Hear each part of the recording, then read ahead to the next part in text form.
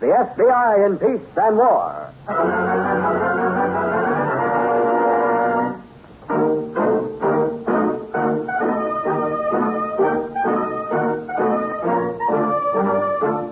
Another great story based on Frederick L. Collins' copyrighted book, The FBI in Peace and War. Drama, thrills, action. Tonight's story, The Windfall.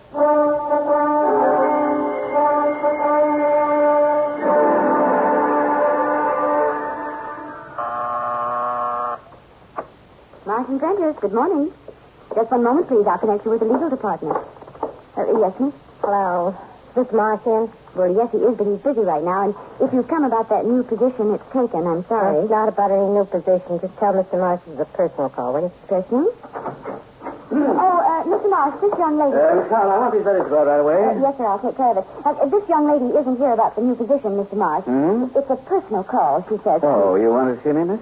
Yeah, is there some place we can talk private? Well, I'm very busy at the moment. If you could tell my secretary, Oh, we better make it private, Mr. Morris. It's about the Alexander Nevin Construction Company. I'm afraid I don't understand. No? Alexander Nevin Construction Company? You must have read about it in the papers. Well, Government's investigating the company's past activities, and Mr. Nevin himself is being questioned by the Senate Banking Committee. Well, of course I read about that, but... Look, Mr. Morris, it wouldn't be so nice if somebody was to inform the government that a former state housing official had accepted a $50,000 fee from Nevin Construction. Maybe we'd better go into my private office. It's more comfortable than standing here. Certainly, Mr. Morris. After you. Now, who are you and what do you want? My name's Liggett, Francis Liggett.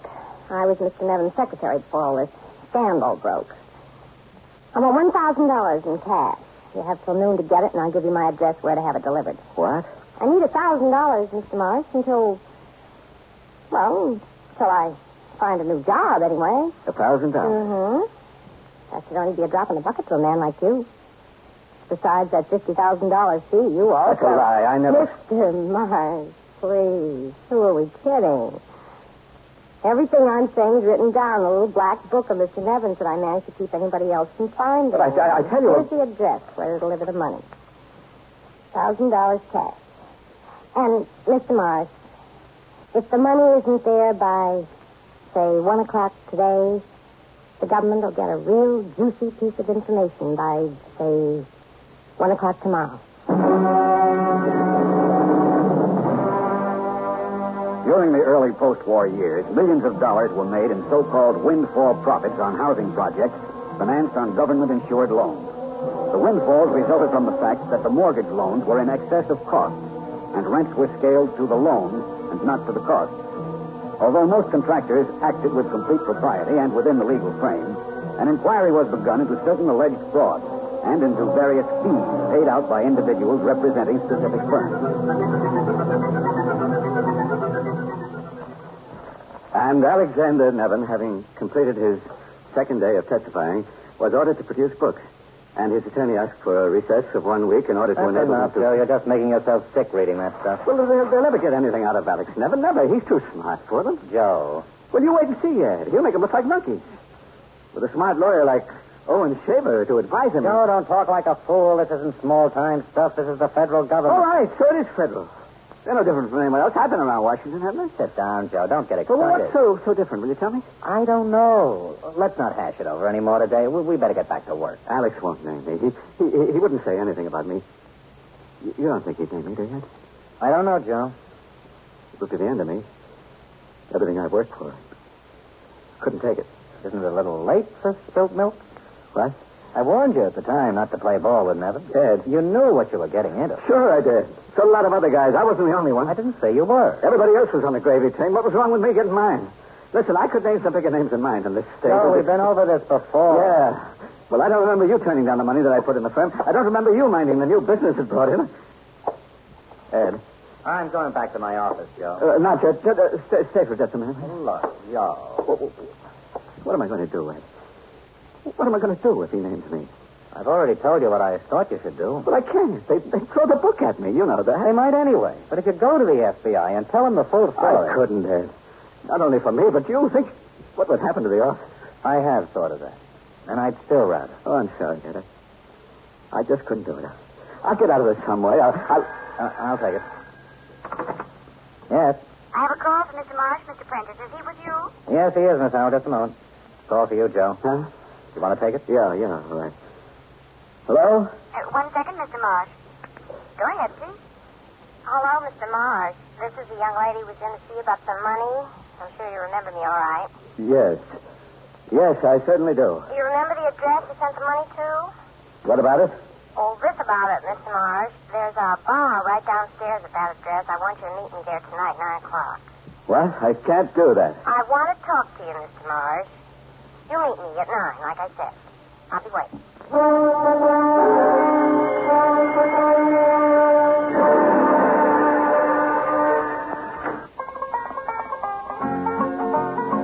This land is your land. This land is my land. This land was made for you and me. Paris in the spring. The cardinal whistling joyously as he builds his nest in the bush. Or Cairo in the fall, when the temperature has dropped below scorching. Faraway places with strange-sounding names. Nope, I'm speaking of Illinois, the land of Lincoln. Oddly enough, though, Illinois is sometimes referred to as Egypt because the fertility of the soil in and around Cairo, or Cairo giving it the Illinois pronunciation, resembles that of its Egyptian namesake. But there the similarity ends. Riding the Rock Island line is considerably more comfortable than riding a camel. And the IGA stores, the Lonely Grain elevators, the oak groves, the signs saying Edna's Cafe and Clabber Girl and Chew Mail Pouch are familiar to us in a way the pyramids could never be. Oh, not that Illinois is lacking in the exotic. Chicago is testimony to that. But Illinois, home not only of Lincoln, but of Grant and Clarence Darrow and Carl Sandburg and Ziegfeld and Montgomery Ward and Allen, the original Pinkerton man, is home to us all. So reflective is it of our great nation. Celebrated in word and song, Illinois is indeed a sovereign state. Mr. Nevin, Yes? there are 2 gentlemen here to see you, sir, from the FBI. So, gentlemen, what can I do for you? Oh, either one of you care for a cigar? No, thanks. You either, Mr. Reynolds? No? You don't mind if I do? Go right ahead. Thank you. You know, nothing like a comforting smoke when you're being grilled by the FBI. That's not a friendly word, Mr. Nevin. Grilled. Well, I'm sorry. I didn't know this call was social. It isn't, but you're not obligated to answer anything you don't want to. Well, why shouldn't I answer? My life is an open book. You're in a bad spot, Mr. Nevin. Who are you kidding? You know it as well as we do. No, I don't know it. If I'm in a bad spot, why are you fellows over here fishing around? We're just curious, that's all. A week's a lot of time to gather your books. We're just wondering if they're going to prove as open as you claim your life is. Well, why shouldn't they be? I run a legitimate business. I always have. So I make money, a lot of money. What's wrong about that? Not a thing, so long as you make it within the law. I've got more brains than the next guy, that's all. And more connections. Look, Mr. Stevens, you're wasting your time and mine. Maybe, Mr. Nevin. Maybe not. We're also wondering about your past relations with a former State Housing Administration officer. I don't have relations with state officials, past or present. I wouldn't even know their names if you mentioned them. How about the name Joseph Marsh? He was head man around the time you secured your company loan. Was he? I wouldn't know. You could make things easier all around if you'd cooperate with us. Easier for you gentlemen or for me? You know what we mean. I'm not sure I do. Mr. Nevin, you recognize this check? Where did you get that? It's for $50,000, made out to cash. You want to look at the date? Where did you get that check? Does it matter? We got it. One day after the $50,000 was drawn, a deposit of the same amount was made at the Second National Bank in the name of John Morris. John Morris, J.M. Now, that couldn't be a fictitious name for Joseph Marsh, could it, Mr. Nevin? Gentlemen, I'm going to give you a free piece of advice. The state's attorney tried to pin something on me a couple of years back. He got nowhere fast.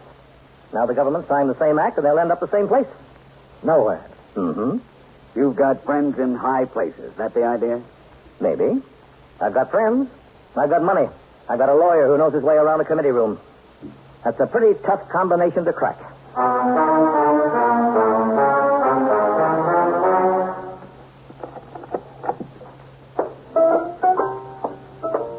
Yeah, that's better. I like sweet music with my beer.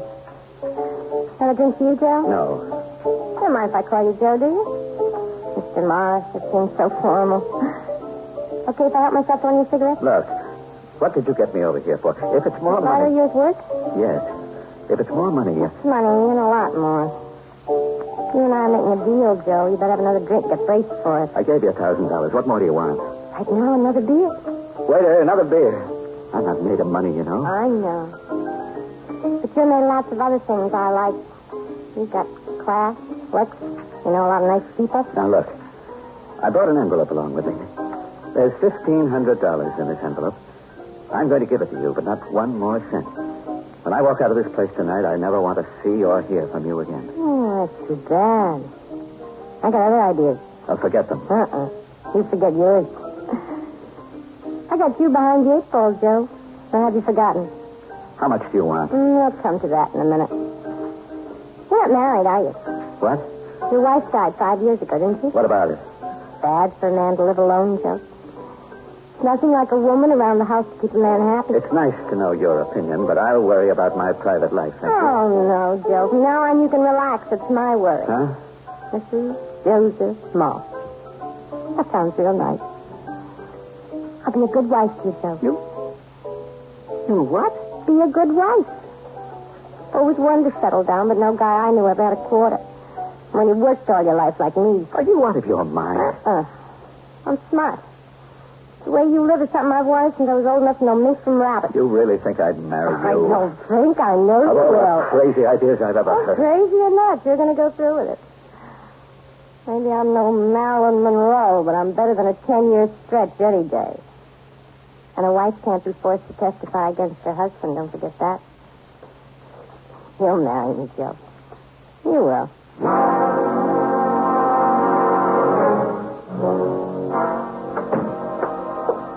I want to see Mr. Shaver. The name is Marsh, Joseph Marsh. Tell him it's important. Well, there we are, Joe. The bishop has the king in check. 2 moves, a possible 3, and the game would be over. Oh, and for the love of Pete, will you stop toying with that and listen? Toying? You don't know chess, my friend. Owen. Go on, I'm listening. Well, I asked you a question. What's your answer? What's yours, or better, what was yours to the lady? You want a quote? If it will stop you from wearing a hole in the carpet. My answer was that I wouldn't marry her if she was the last woman on earth. That's our Joe, always the diplomat. Well, what did you expect me to say? Just what you did. Of course, almost anybody else would have said, give me a little time, let me think it over. Well, I did say that, too. She wouldn't take no for an answer, and I wanted to stall her until I saw you. Uh-huh. Joe, which one of the secretaries was she? The brunette with the cute nose? No. This girl's bleached blonde with a kind of broad, square face. Frances Liggett. Liggett. Yeah, sort of washed out looking, homely. And she wants to marry you and live the high life. Owen. How long did she give you to think it over, Joe? Tomorrow. Friday the latest. Owen, you don't by any chance plan to go through with it? You should have been a comic, not a lawyer. I'm just asking.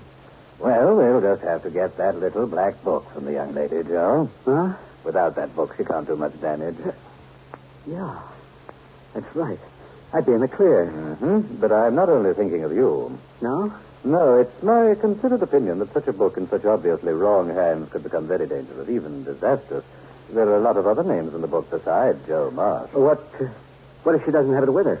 What? Well, I mean, what if you search her apartment? You're and talking about me. You don't think I'd do the job myself. Well, one thing about being in this business, Joe, one has connections. Miss Dawes, get Rudy Kalman for me, and let me know when he's on. By tomorrow morning, the little book will be in our hands, Joe. Yeah? Guarantee goes with it. All it takes is sound manipulation. Well, I still say, what if she doesn't have it around? That's right. You don't play chess.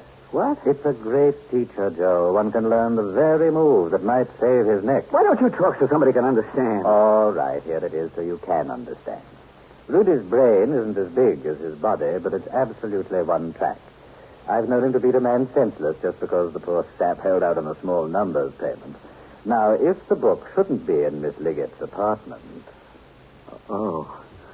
Well, does he have to... Don't be squeamish. You can't afford that luxury. You've been on the polite side of the fence so long you've forgotten how the strings get pulled. Manipulation, Joe. Exactly like chess.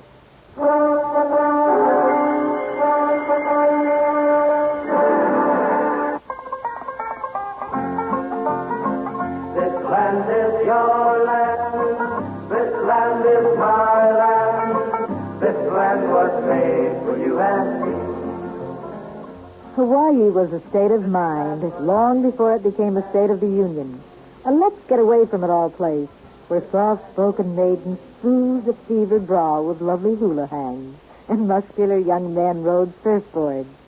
Today, annexation has changed our image of the islands, but it hasn't changed the islands. Cowboys ride the range just as they do in the Southwest. But at Hawaii's Parker Ranch, they're Paniolas, and their Stetsons are ringed with leis. Historical landmarks dot the landscape just as along Route 66, but they're somehow more unique. Molokai's primitive Ka'akuloa village and sacred grove of kuki trees, the site on Kauai of Captain Cook's first island landing and Hawaii's first sugar mill. This paradise of the Pacific is almost too good to be true, with its black sand beaches and golden waterfalls, flowers vibrant with real living color. Yes, Hawaii, alone among our states, combines modern cosmopolitan living with South Sea Island lolling, offering the best of both worlds. The real one, where we work and buy insurance and rear children, and the dream world, where life goes on without a care. Stephen speaking. Steve, this is Reynolds. I'm in a cigar store across from Owen Shaver's office. Rudy Calvin just left the building. Douglas and Mills are following. Keep your line clear. I'll be in touch.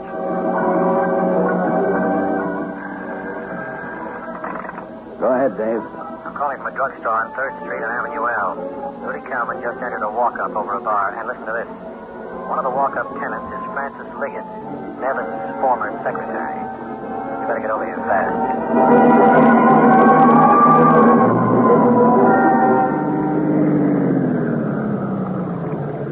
Okay. Douglas, you cover the rear entrance. Mills will cover the front. Dave, you stay here in the car with Rudy Kalman. Give me 10 minutes in Marsh's office. If I don't come out by then, come in and see why.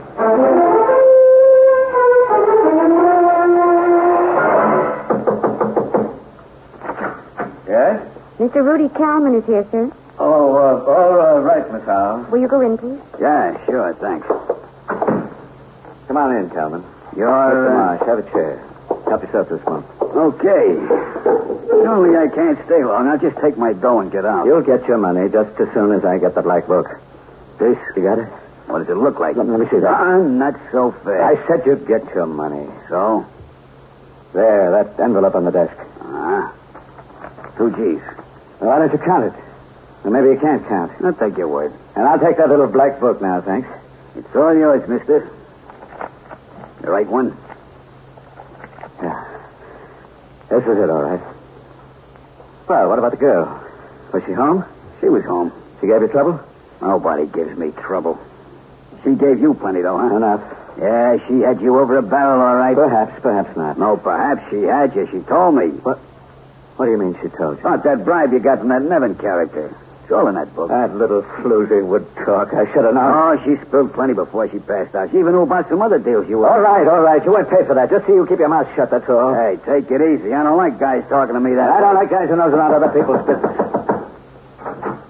Mr. Shaver is here now, sir. Go right in, please. Thank you. Hello, Joe. I hear Rudy beat me to it. I didn't think he'd get here so fast. Yeah, he got here, and he's on his way out. Well, don't let him go yet. There's a paper I want him to sign. Where's Rudy? Oh, right there in that chair. What's the matter, kid? Who are you, anyway? Oh, Shut up, Joe. This isn't Rudy Kalman. what? I'm afraid the man's right, Marsh. I'm not Rudy Kalman. My name is Stevens, Federal Bureau of Investigation. What? You idiot, Joe. You stupid idiot.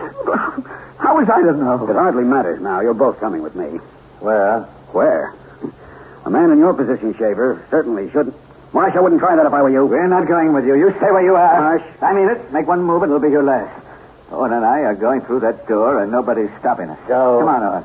They never put us behind bars. I've carried this gun around ever since that Liggett creature first spoke to me. You won't get out that door, Marsh. Don't try to stop me. I'm warning you. No. Come on, Owen. I'll get you out of this. Open up the door. Owen! Drop the gun, Joe. Drop it. Drop it. Okay, Dave. With an assist from Mr. Shaver, everything is fine. Okay, Mills. Take a look at Marsh's arm, though. It's got quite a workout. Right. Owen. Yes? did you stop me for? What was the idea? The idea was common sense, Joe. You were making a bonehead play. Any chess player could tell you that. All right, both of you. Let's go.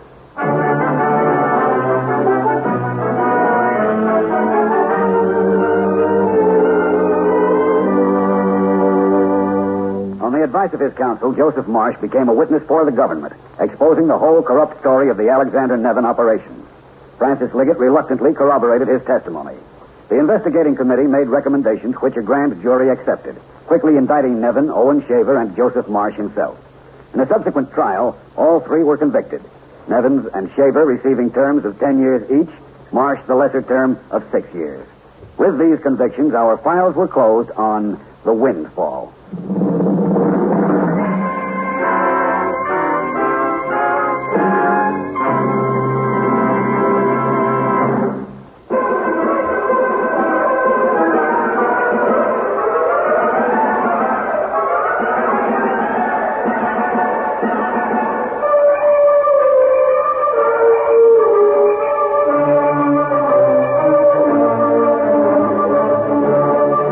This is the United States Armed Forces Radio and Television Service.